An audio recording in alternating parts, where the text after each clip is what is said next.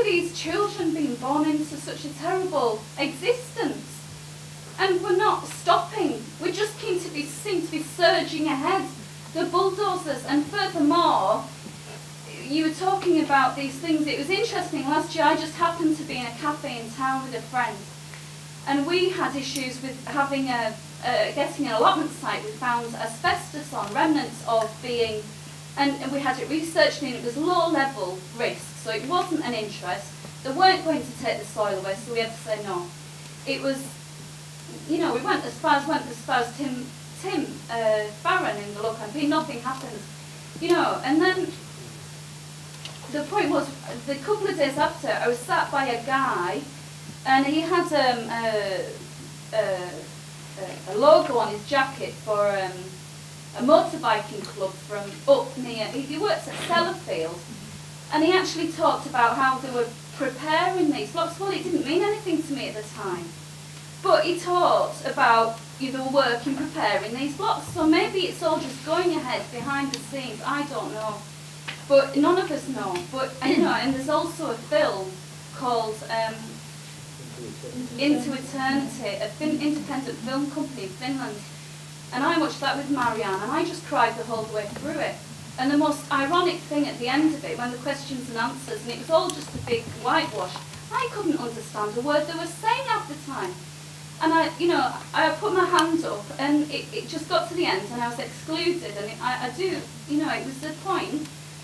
And the point was, after it followed the production afterwards. Frankenstein's monster came on after on the same stage. It's exactly that, isn't it? It's just like, when are we going to see the light, the truth? It's just ridiculous that they're still debating it.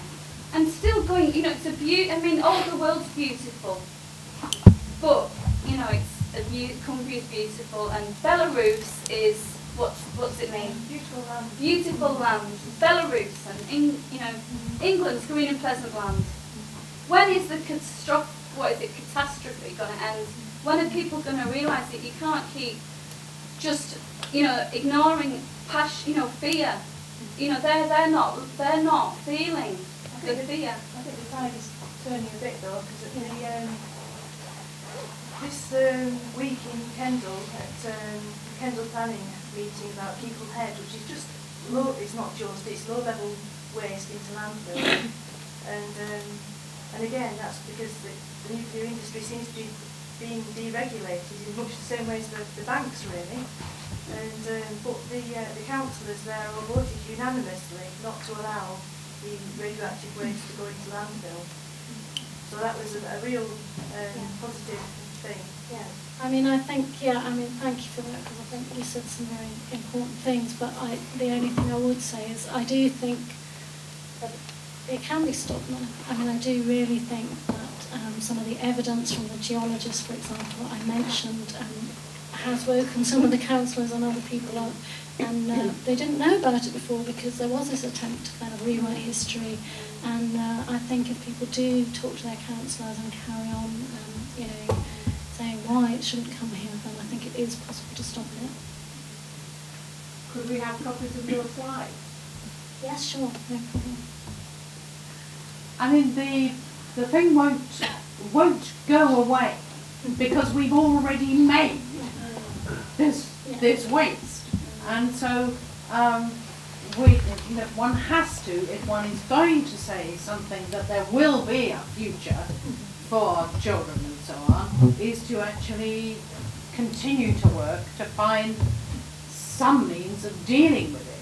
But what is possible for us now, this minute, is to prevent that waste being buried so deep that it stops there being an opportunity to find something that could be less harmful.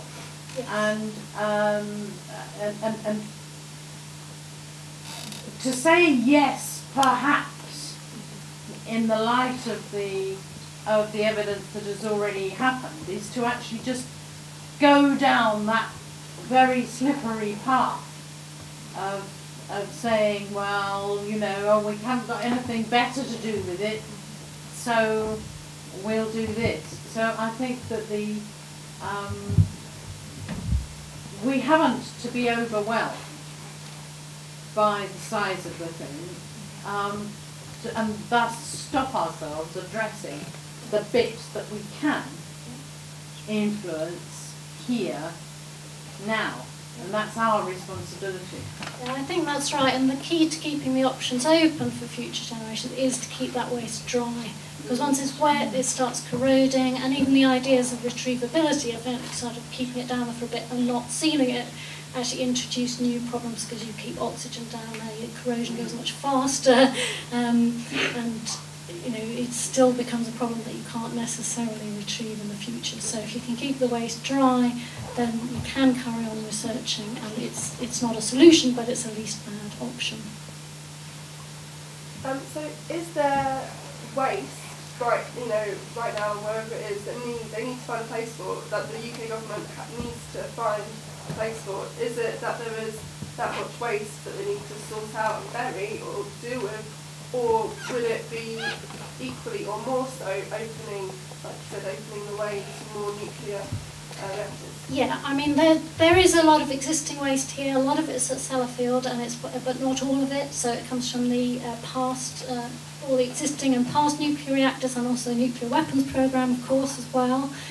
So there's a lot of waste. That waste is mostly actually not ready to go underground. So the idea that, oh, we're dealing with it in this generation as quickly as we can also doesn't stand up, because it's all got to be packaged and so on. A lot of the high-level waste at Sellafield is still in liquid tanks, so it has to be turned into those glass blocks. A lot of stuff isn't properly conditioned and packaged. So, you know, there's an enormous amount of work to deal with the existing waste in a way that's as safe as possible. But, of course, the pushing ahead with the decision to say, well, deep disposal is the answer, was linked with the decision to try and build new reactors, because they needed to be able to say we've got a solution. Now, in reality, those reactors are looking pretty shaky now in terms of financing, and it's not clear even whether any of them will go ahead. Certainly the number that they suggested won't be going ahead. Is there a need to also consider the problems with not burying the waste, and could it become even more dangerous than you outlined if you bury it? And at the end of the day, we've got to face up to the problem, and it's the question in the end of the line which offers the best of two bad options. Well, as I explained in the talk, I think that there are really kind of three options. There's the go ahead and try and put it here underground option. There's a look for another site, which would be safer but politically more difficult option, so that's the option that some of the geologists advocate. Or there's the above ground storage option, which is the one I'm more in favour of. Now, the put it here option, I think you just have to say no to, because you're putting it in an area which you know is not a suitable place to put it. So whether you agree with deep disposal or whether you agree you've got to hold on and keep it above ground, you really can't choose that option in my view. I do see, you know, the argument that you should try and deal with it now. But I think unless we know we can deal with it now safely and put it underground safely, then that's a commitment that future generations might have to undo or that they might regret. So I would argue for the above ground storage option, not as a final solution, but as a recognition that actually we don't yet understand enough or know enough about what will happen if we put these wastes underground. And the key thing about putting waste underground is like putting something in your cellar rather than in your loft. It will get wet, and it'll start getting damp, it'll start corroding and so on. So it is possible to condition the waste above ground in a way that tries to keep them dry and monitors them. Is there greater danger from terrorist acts with above ground storage? Of course, if it's above ground, it is potentially more vulnerable. There are obviously things that you can do to try and reduce those kind of risks. And for me, that outweighs, you know, I still think that's the better option. But having said that, you know, some of the waste, like the plutonium stockpile, for example, They're not planning the deep disposal route for yet because they still actually don't know what to do with it in order to put it safely underground or above ground. So you've got a risk about some of these materials anyway that will remain there, and that will remain there above ground for a very long time. So you're not going to kind of eliminate any terrorist risk by going ahead with deep disposal for some of the waste now. So you're still going to have to find the best option above ground for what's still above ground. I just have one last question. Actually, thank you. It was more a comment than a question. I just wanted to give some context to this. Cumbria, as I understand it, has I think it's the largest amount of DNA, Viking DNA, in the population. The Vikings were here, I think, I'm not very good at this kind of history, but 40 to 60 generations ago, maybe, something like that. We're talking about this stuff being looked after, the need to look after it, for something like 3,300 more generations before it's really safe. So what we do now really has an impact into the future. Big So time. 50 to 60 generations? I'm guessing. I mean, if Ish. Right, okay. sorry, the 100 Vikings. million, yeah, but yeah. I'm going 40, back 40 generations. 40, 50, 60 generations to the Vikings. Yeah. So if we got, it's 100,000 years, is that all right, for this waste to become safe? Well, Roughly. it's 100,000 years roughly before it decays to the kind of levels of radioactivity that you get in natural uranium. But we'll still have radioactive substances way into the future. So some of the radionuclides, like iodine-129 I mentioned, has a half-life of 15 million years. So right, that a little bit longer than I was thinking. Stays quite a bit longer. But yes, you're right. The safety issues will persist for several times longer than human beings have actually been on the Earth. So it's a very long time scale. Who needs terrorists? Mm.